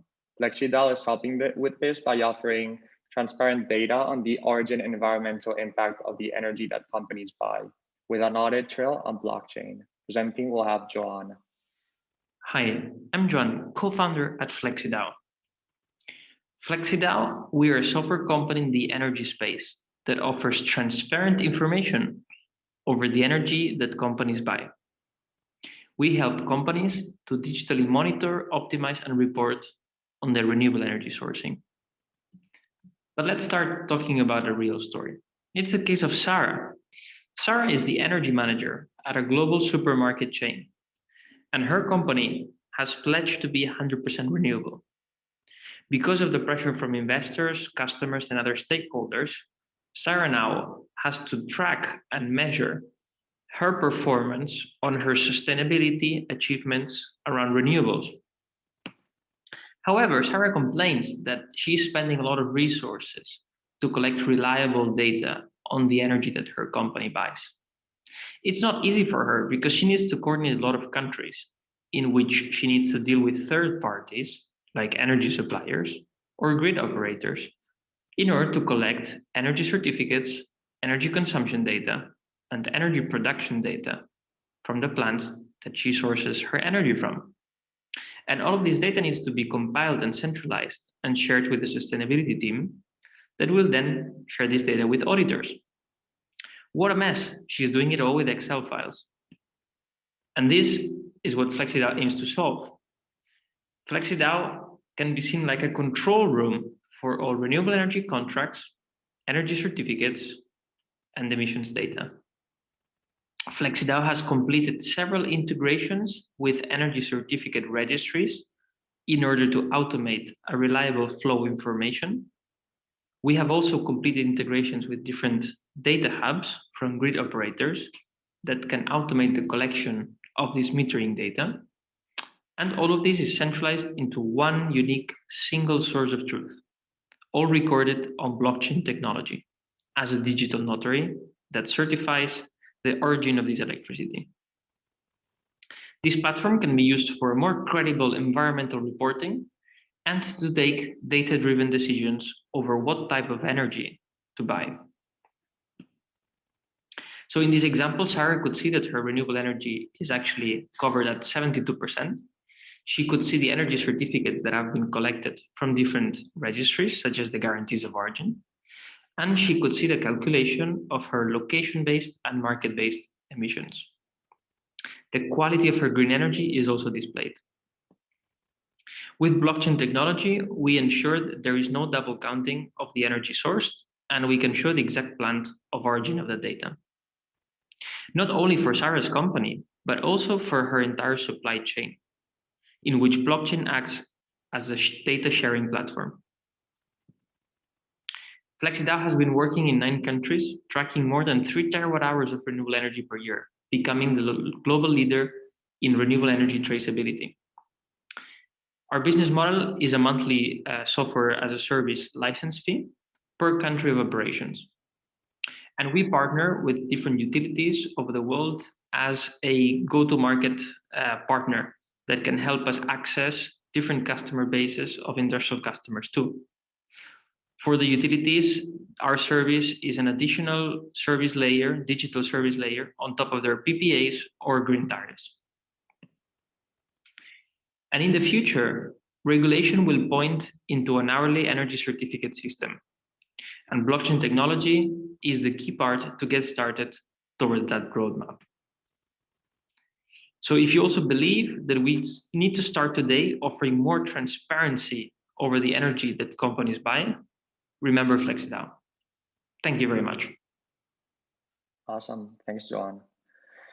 Great. So the decentralization of energy resources has generated communities that leverage the power of DERs to produce and generate electricity and energy. Hive Power helps energy retailers and grid operators to improve their operations, enable new revenue streams, and optimize their asset management operations through smart grid analytics. Good morning. My name is Gianluca Corbellini, CEO and co-founder of Hive Power. In the energy business, we are facing a paradigm shift, and it is mainly driven by 3 factors: the higher penetration of renewables and prosumers in the grid, the electrification of mobility through electric vehicles, and the digitalization process ongoing, thanks mostly to the smart metering infrastructure and thanks to the IoT devices. We are facing problems for 2 main families of customers, the energy suppliers and the grid operators. So we saw that both these kind of companies, they really need new tools, new solution to manage this system that is becoming more and more complex and dynamic in time compared to the past. So our solution is basically a software as a service tool to approach the smart grid analytics market, and is basically to optimize the asset management, the global asset management of our customers. This is achieved, of course, through data-driven and AI-powered solutions. This is how it works with our platform. So we aggregate several sources of data from our systems, from our customer system, or even from open data database. We put everything in a data lake, and we are building several applications on top of this data lake.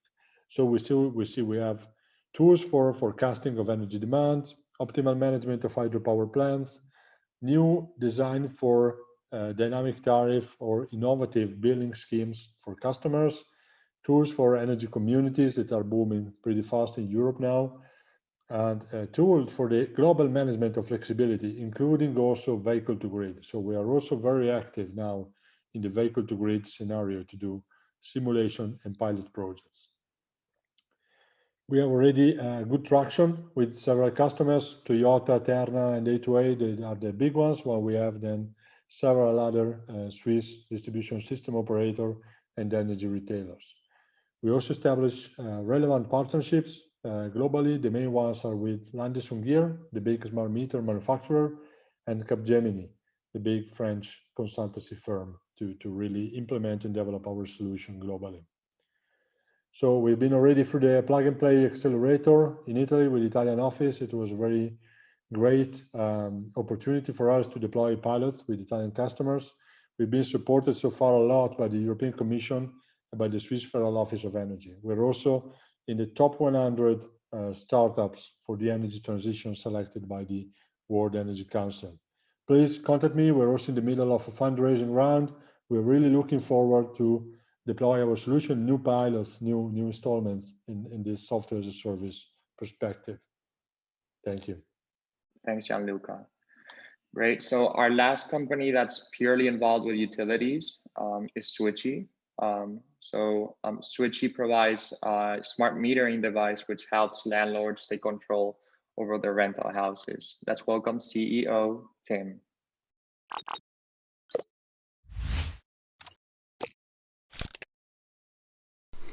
Hello, my name is Tom Robbins.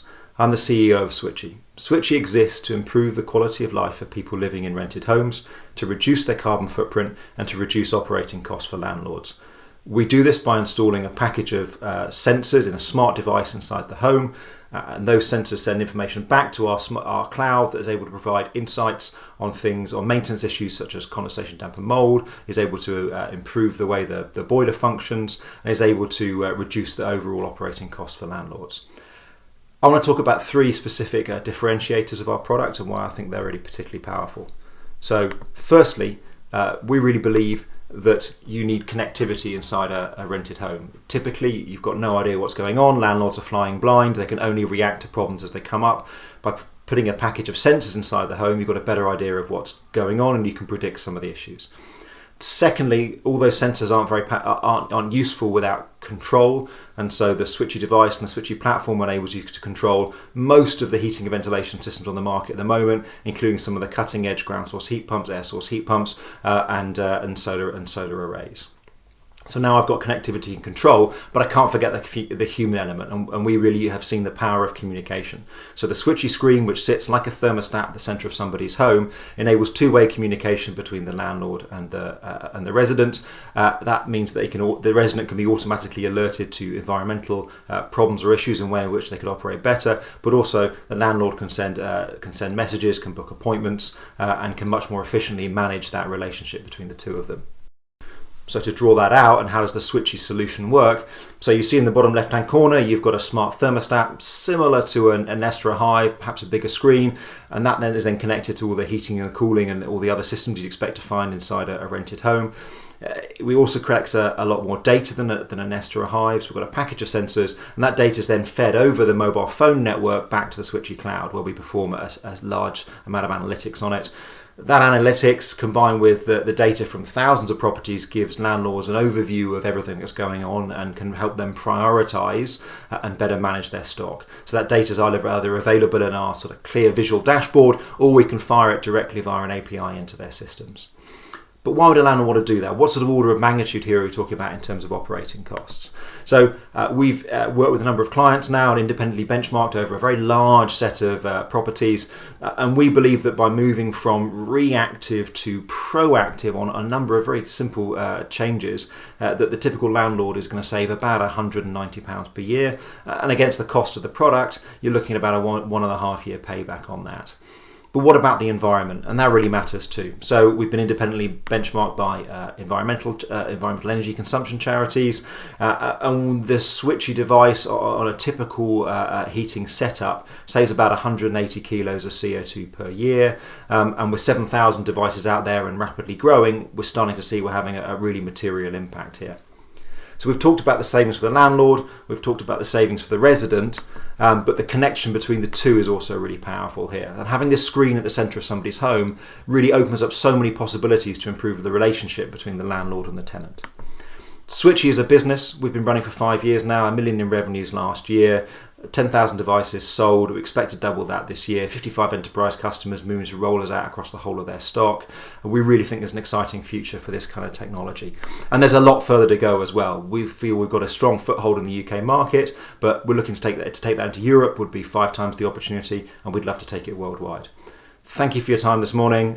If you would like to ask any questions, please do come to our table in the breakout sessions.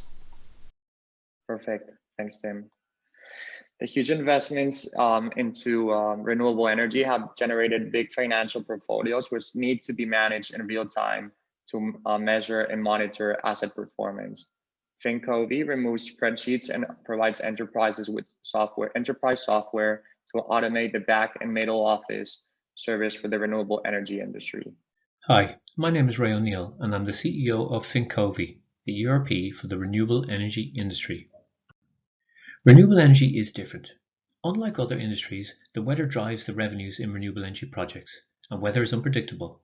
The big costs, such as O&M contracts and lease payments, change month to month, as they are based on actual revenue earned. Current accounting software and ERP systems, like SAP, can't handle this variability. With $10 trillion seeking to invest in this sector over the next 10 years, the sector needs its own ERP. There's an information valley in renewable energy. You see, the flow of data from the wind and solar farms up to the middle office and beyond is both slow and broken. The industry relies on Excel files for 80% of its financial workflows, and expensive finance resources are Excel smashing each month to consolidate and report on data. Without standardized quality information, the front office cannot manage these scaling portfolios. Compliance and reporting risk is high. Most commonly, customers can't generate cash reports, struggle to value their assets accurately, and cannot benchmark supplier contracts. The use of capital is also extremely inefficient, as forecasting the available funds to reinvest in new projects or distribute to investors is at best guesswork. Our platform bridges the information gap and uniquely solves for the impact weather has on forecasting cash. We've turned the middle office into a profit center by making it intelligent and connecting it to the other parts of the organization and external stakeholders. Our ambition is to have real-time accounting, real-time monitoring, and real-time valuations. Our solution enables optimal capital efficiency, ensuring every dollar in every asset is working for the owners and investors. OneView is a cloud-based ERP platform built from the ground up for the most important financial jobs in renewable energy. We're automating the financial accounting of assets. We're also doing away with annual budgets, replacing them with intelligent budgets that update themselves. For the first time, our customers can use the data to drive decision-making and proactively manage the portfolio. The impact of implementing OneView is significant. Taking one of our European customers as an example, we've mapped out an implementation that will save them 50% of their SPV financial management costs. We're currently saving them $15,000 per SPV, and when this rollout completes, the savings will amass to $1 million per annum recurring. But even greater than the cost savings are the additional profits that can now be extracted by supplier benchmarking and optimization of contracts, and managing cash better, enabled by our cash forecasting engine. Our team knows the issues firsthand. Coming from the industry, we set up FinCovey to solve a need we had ourselves. Our mission is to put asset managers back in control, as we believe that in order for this asset class to scale to the levels it needs to, investor confidence in the management of their capital must remain high. We're tripling in size each year and working with anchor customers to deliver on our technology roadmap. Our business model is to charge a recurring monthly fee per megawatt installed, and our proposition to customers is both pay as you save and pay as you profit. To accelerate our impact, we're looking to speak to new and existing players, including utilities and oil and gas companies who are entering the market, who believe in our vision, are interested in co-development, or can help us enter new markets. Thank you. Thanks, Ray. Great. So yeah, besides the problems faced by utilities, water scarcity and water recovery are issues affecting not only oil and gas companies, but several other actors. SourceWater gathers, analyzes, and visualizes proprietary omni-channel data in the industry's best geospatial SaaS platform to show upstream energy and water market activity earlier, more completely, and more accurately than any other source. Hi, everyone. I'm Josh Adler. I'm the founding CEO of SourceWater, the technology leader in upstream energy and water intelligence. SourceWater's mission is holistic energy intelligence. We gather, analyze, and visualize proprietary omni-channel data in the industry's most advanced geospatial platform to show upstream energy and water intelligence on the surface and in the subsurface earlier, more completely, and more accurately than any other source. Few highlights of the company. I founded the company out of MIT's Energy Ventures program in 2014, first as a water marketplace for oil and gas. We've evolved into an energy and water intelligence platform since then.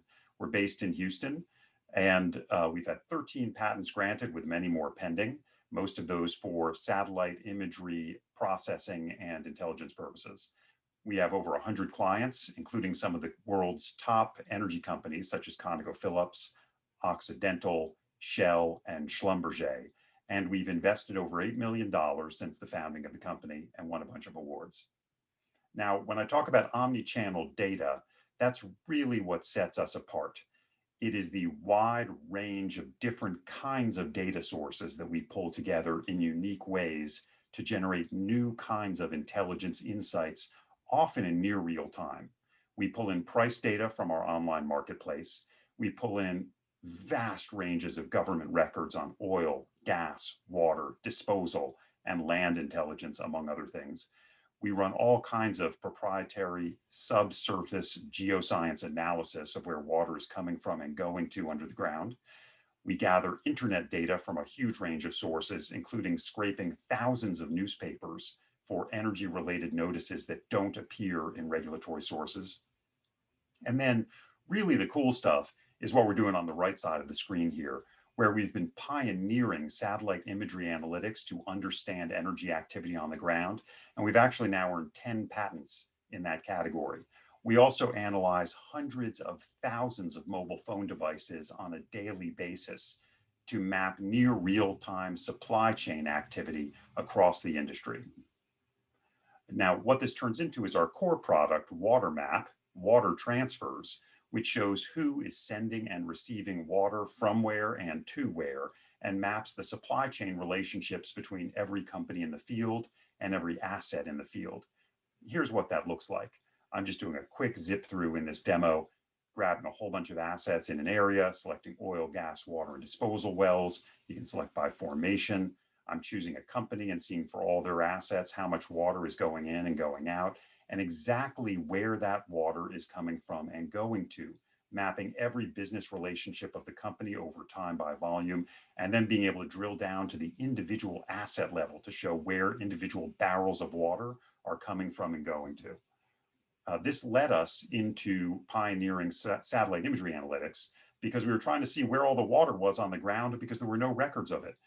This in turn led to developing new methods for detecting well pad development, construction, rig movements, frac crews, flares, emissions, navigating roads that aren't mapped anywhere and turning those into logistical optimization systems. And we've been a pioneer in it using deep learning and convolutional neural nets to understand energy activity on the ground. Our product is called Dirtwork Alert for that satellite imagery analytics. Where we're going is real-time supply chain mapping, being able to alert for changes in vast areas of assets all around the world in near real time, and ESG monitoring, reporting, and optimization. I look forward to your questions. Thank you very much. Perfect. Thanks, Josh. So we previously touched on some of the issues that ESG business units or ESG teams are facing when trying to prove where their energy consumption comes from through FlexiDial. Another company trying to tackle other pain points that the ESG area faces involves accurately streamlining efforts and measuring the results of the impact of green strategies. DynamHex is a decarbonization enterprise software that helps cities and companies target climate action and measure their results. My name is Dr. Sunny Sanwar, the CEO and founder of Dynamics, a climate tech software company providing actionable and geo-targeted climate solutions through an intelligence platform that we call Decarbonization as a Service, or DAS. Originally from Bangladesh, and I immigrated to the US in 2005.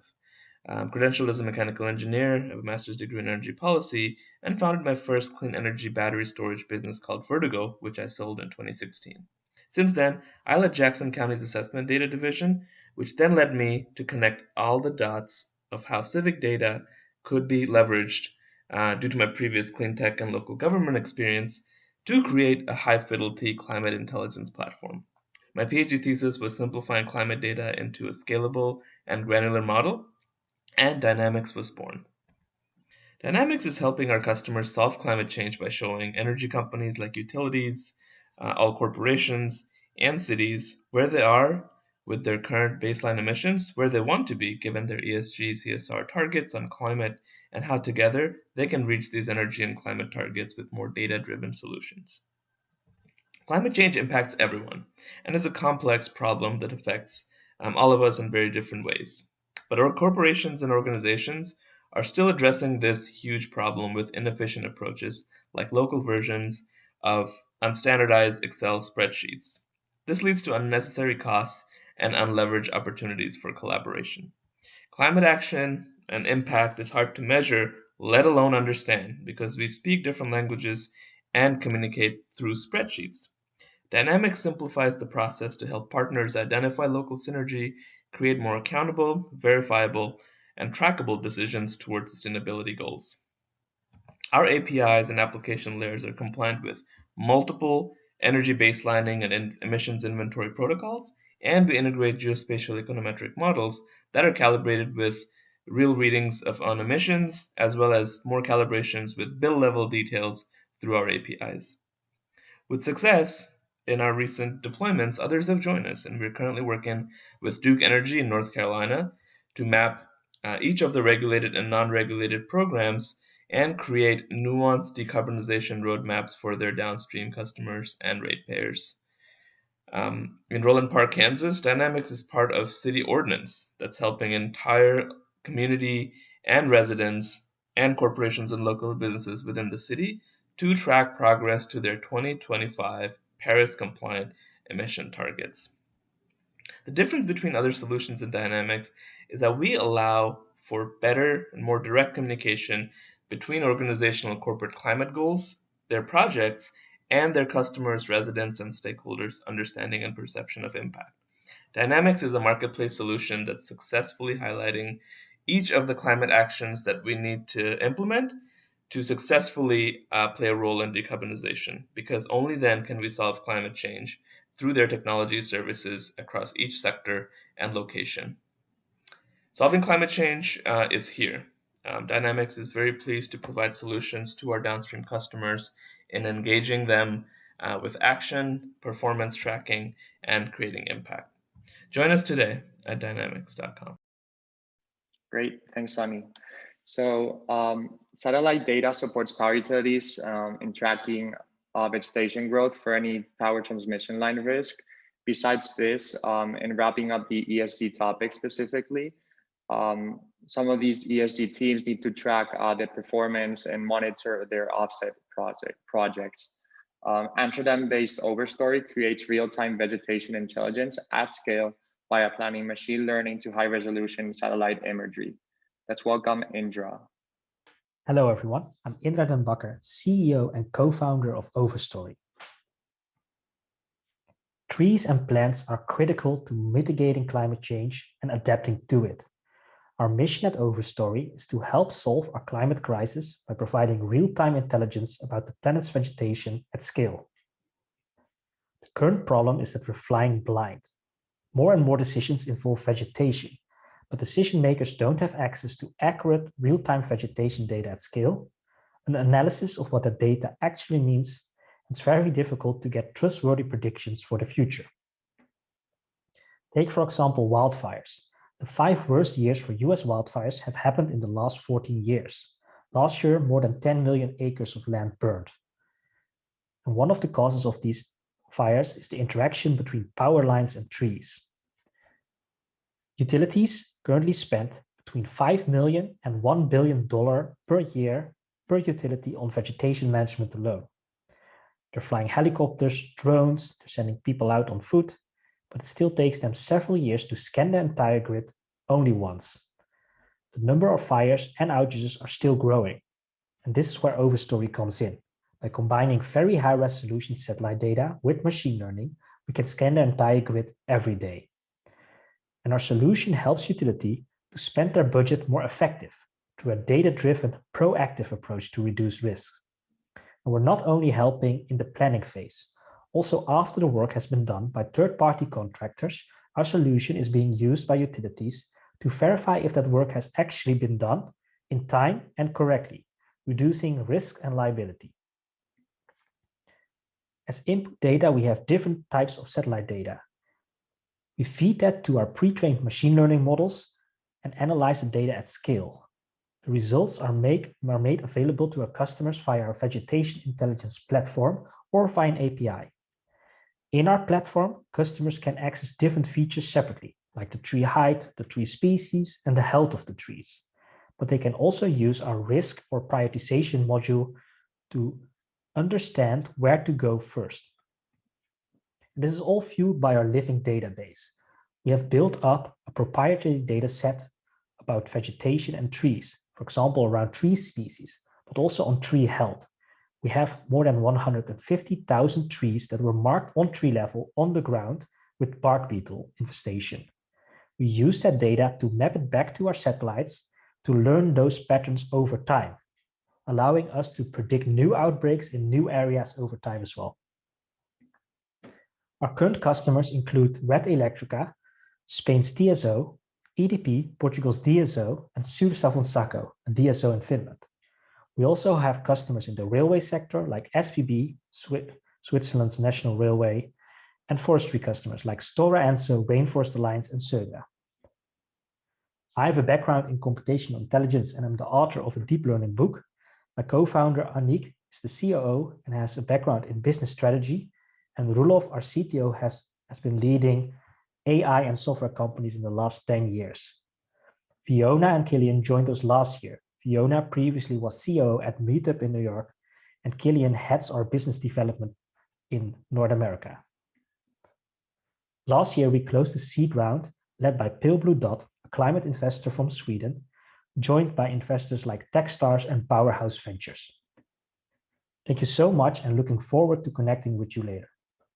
Wonderful, Indra. Perfect. So enterprises are evolving and converging around data. New departments handle data and automation responsibilities. So most enterprise data is text, yet there are no holistic solutions to try to unlock value hidden in these textual assets. Smabler is a horizontal language engine, intelligent data layer built to interpret, generalize, and infer from unstructured text, making it easy usable. Hello, my name is Tomasz Gabryś from Smabler, and I'd like to show you what we do. At Smabler, we work with unstructured text data, whether that means customer support questions, complaints, internal reports about troubleshooting or quality, or other internal text data sources. We work with any of them. Our product is an intelligent reading engine. It can classify, interpret unstructured text data, and turn that into a structured knowledge base that can be easily used for multiple use cases. The first use case is analytics and prediction. The data that we provide can be used just as easily as any other numerical data for analytics. Also, the data that we provide can be used for process automation, where humans are needed just to read something and put the value into an IT system, so we can basically automate reading. The third use case is closing the feedback loop between you and your customers or vendors, and I will talk about that in a minute. From IT perspective, our software is a middleware. So as you can see on this example, real life example, we take data from CRM, We ingest this data from raw data layer and process it, and then put back into an analytical data layer where these supersets gets picked up by multiple systems on our customer's side. And all of this is an on-premise installation. On top of providing the data, we have developed our own tools to help our customers. What you can see on the right is an automated alert system. It uses customer communications and internal quality reports to detect quality issues a few months earlier than it was possible before. Sometimes we detect quality issues that were not visible before by any other tool. So why customers work with us? The first reason is, unlike many machine learning projects, we don't need data cleaning and labeling. What we need is just some technical documentation like product manuals, data sheets, and a sample of raw data to start working with you. The second advantage is we can work with any language. We already work in English, Chinese, French, and Polish, and we can launch up a new language just as we need it quickly. The third reason is we guarantee high data accuracy. Our reading engine is very precise and very consistent, and that means our data is trusted by any party on our customer's side. So if you'd like to know more or start working with us, there are two ways. If you work with problems that I've mentioned, or if you work with unstructured text data and run projects around it, feel free to contact us.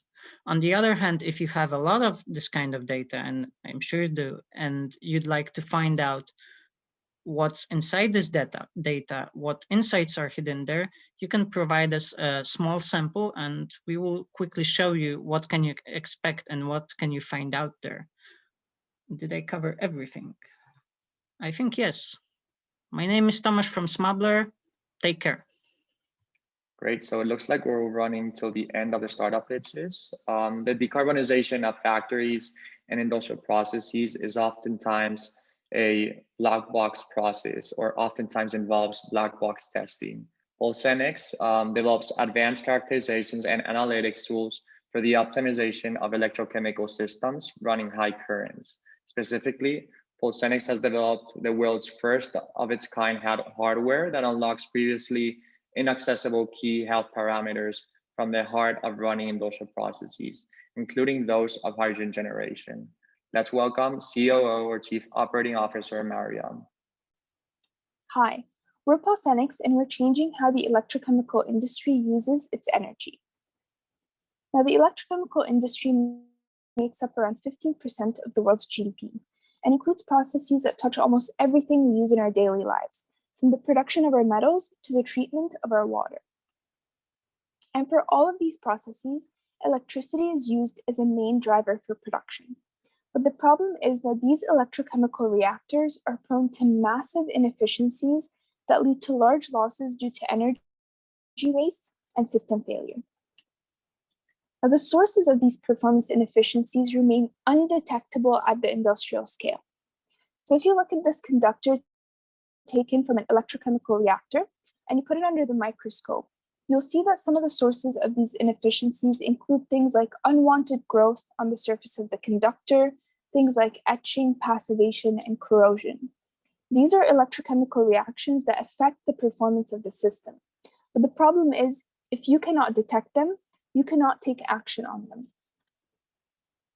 At Polsenix, we've developed the world's first of its kind hardware that uses non-destructive energy pulses to both sense and understand even the most micro-level changes happening within an electrochemical reactor while in operation. So essentially, we've added eyes and ears to the electrochemical reactor in its own working environment.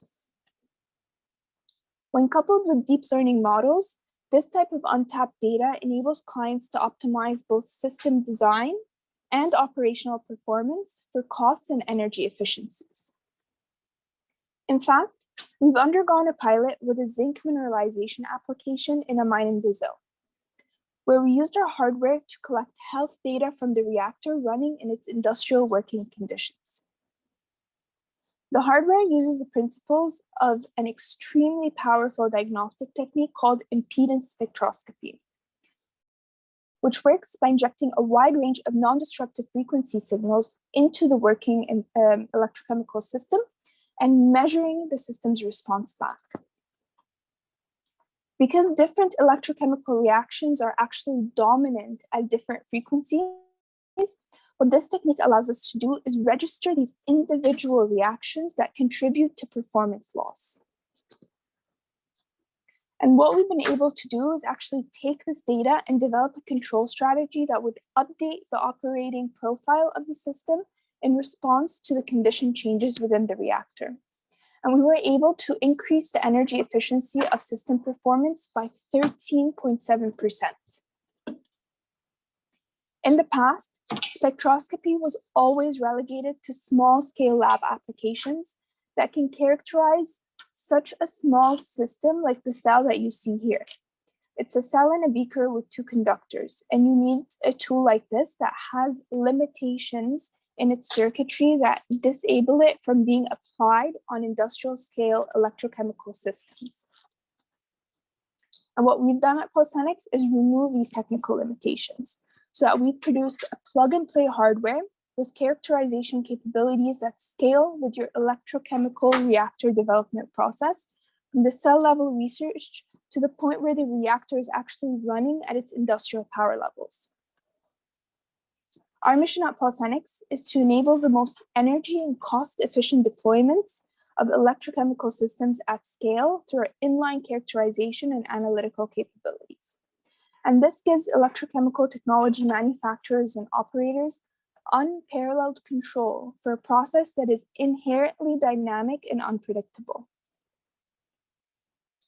We're a dedicated team of 4 with a patent portfolio of our core technology, and we've got the passion and the expertise to execute on our mission.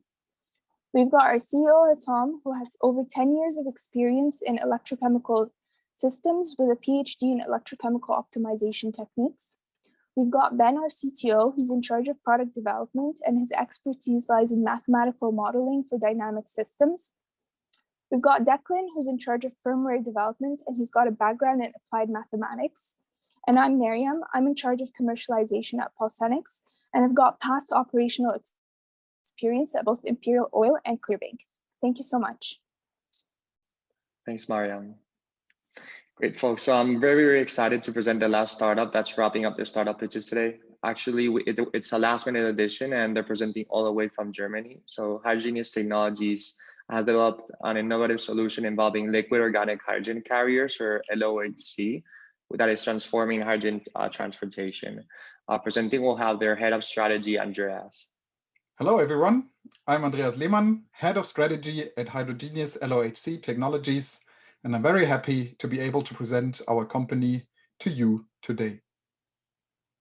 Hydrogenious is not a small company anymore. We have already 110 employees, 10 operating systems, and we come from a technology background with 35 patent families already filed.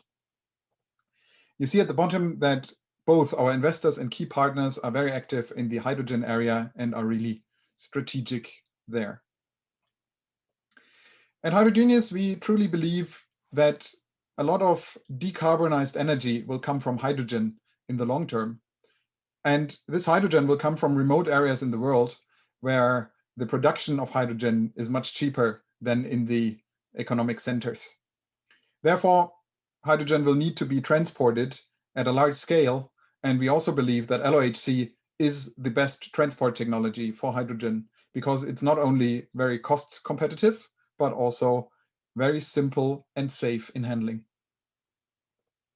To explain a bit to you how our system works, I put together this graphic. We have hydrogen on the left side. It doesn't really matter if it's green, blue, or any other color that exists. We bring it together in our storage plant with our LOHC transport medium. LOHC is just short for liquid organic hydrogen carrier, and in our case, it's benzyltoluene. We bring it together with the hydrogen, and at the end of the storage plant, at the output, you will have a safe to handle chemical that is being handled at ambient conditions, that can safely be transported, and that doesn't need any pressurization or cooling. You can reuse your existing infrastructure for petrol fuels, for example, tanker trucks, ship vessels, and containers for trains, for example, and all the equipment for loading and unloading. So you can reuse your already existing equipment. You bring it to the release plant site, and there you can again separate the LOHC from the hydrogen. The hydrogen is used and the LOHC is put back into the system, and you have a circular economy of LOHC being charged at the storage plant site, brought to the release plant, hydrogen is released, and then the LOHC is brought back. This is very safe because the LOHC is hardly flammable, non-toxic, and has a very good energy density in the end. Also, you're very flexible in the whole system because you can put your release plant wherever it's needed. In terms of projects we are starting up a very big deployment called the Puffin project. At the lower left, you can see that. We just announced last Thursday that we will start to build it. It's a 5 ton per day hydrogen storage plant and a 1.5 ton per day release plant from Dormagen in Germany to Rotterdam in the Netherlands. We're quite proud because this is the largest LOHC-based supply chain that has ever been built. And of course, we're very proud to be the ones who do it together with our partners Vopak and Covestro. Also, we applied for the IPCEI projects Green Crane and Blue Danube, which you can see here. Green Crane is about bringing green hydrogen from Spain to the Netherlands, and the Blue Danube is about bringing green hydrogen from Romania using the River Danube to Germany. Also, we're working on projects in the Middle East where we use the cheap hydrogen in the Middle East and transport it to Germany, which will be, of course, a bit more long-term than the other projects you see here. We're very excited about meeting you all. And let me mention as a last item that Hydrogenious is running a funding round this year, and that we are looking for investors or strategic partners who are willing to invest. And please catch me if you're interested, and also if you're interested in projects to do together. Happy to talk and to further think on it. Have a good day. Thanks everyone for joining, and thanks everyone for presenting. So that's all for the startup pitches. For those of you who are new to today's session, we'll be hosting a networking session shortly with all the companies that presented today. Feel free to jump into their Vimo rooms and the networking sessions, and I hope you enjoy this pitching event. My name is Alberto, and it's been a pleasure to host you today. Thank you for your attendance, and see you in the breakout rooms.